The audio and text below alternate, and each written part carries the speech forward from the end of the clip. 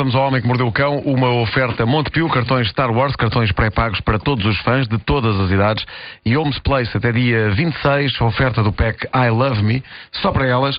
Saiba mais em homesplace.pt. Título desta edição: Casas em que há febres e fantasmas requerem frigoríficos e frascos. Casas em que há pessoas vivas é porque não estão mortas. Casas em que não há ninguém é porque apanharam o autocarro errado. Respira, homem, respira. Bom, agora que eu ocupei já metade do tempo com o título, vamos em frente. A nossa ouvinte Rita Nicolau, uma fervorosa pesquisadora de notícias estranhas para a mesa de trabalho do Homem que Mordeu o Cão, deixou... Já tens ouvintes a trabalhar para ti, hein? Tenho ouvintes a trabalhar para mim, é verdade. É esse o espírito desde sempre, é pôr os ouvintes aqui a trabalhar e eu a beber um refresco. Tens uma lata. Bom, ela deixou no Facebook oficial deste prestigiado noticiário, em facebook.com/homemcão, uma recolha das notícias mais bizarras do mundo de acordo com a revista brasileira Veja. Esta revista lembra-me uma piada que vi há anos numa revista da Turma da Mónica, naquela tira final, mesmo na última página. Lembram-se que ele acabava sempre com uma piadinha final? Era só 3 ou 4 quadrinhos, não era? E era assim a piada. Sabia que esta revista vai mudar de nome para Guaraná? A sério, porquê? Porque ela cansou de ser Veja. Cansou de ser Veja. Sim. Cansou de cerveja. Bom, dizia eu que a Rita mandou este levantamento feito pela famosa revista Veja. A Veja é quase a Time brasileira, ótima revista de informação, e algumas das notícias recolhidas pela Veja são assombrosas. Por exemplo, esta foi uma sorte ter acabado bem, mas de facto acabou bem. É uma história sobre boas intenções e total falta de jeito para a puericultura. Um tipo do Canadá, Derek Hardy, foi deixado em casa pela namorada com o filho dela, aliás com a filha, uma menina de 10 meses, que estava com febre.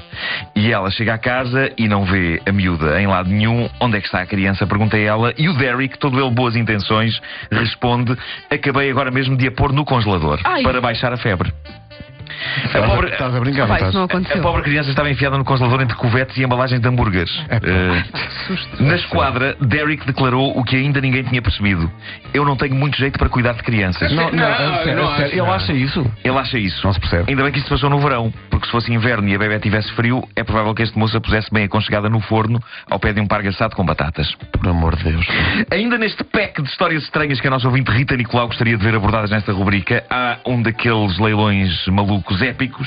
Uma neozelandesa precisava de realizar dinheiro para pagar uma daquelas coisas caras e importantes que uma pessoa tem de fazer na vida: o exorcismo da casa onde vivia, casa que estava possuída por espíritos ruins.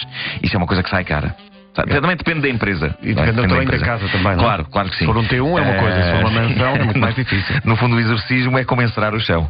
É uma coisa que é proporcional. Pagar. Sim. Claro.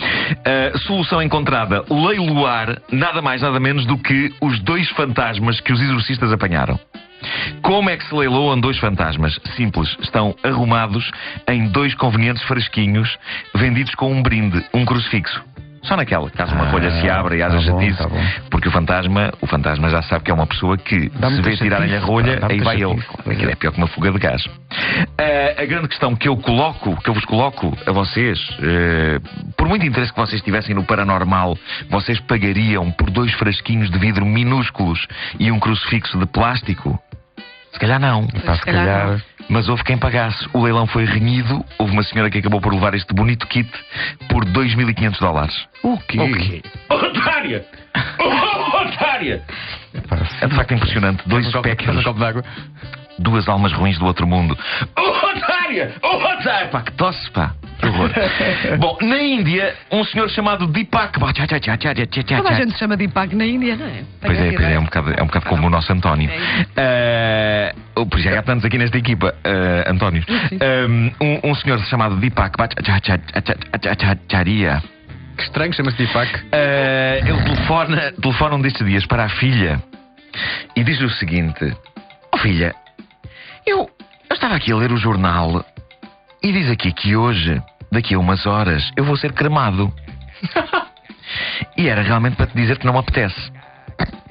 A filha ficou em estado de choque, bem como todo o resto da família, e o que se passou foi que dias antes o cunhado de Deepak foi à morgue da zona identificar um corpo que tudo indicava era o de Deepak. O cunhado dele olhou, disse: é ele sim senhor, coitado.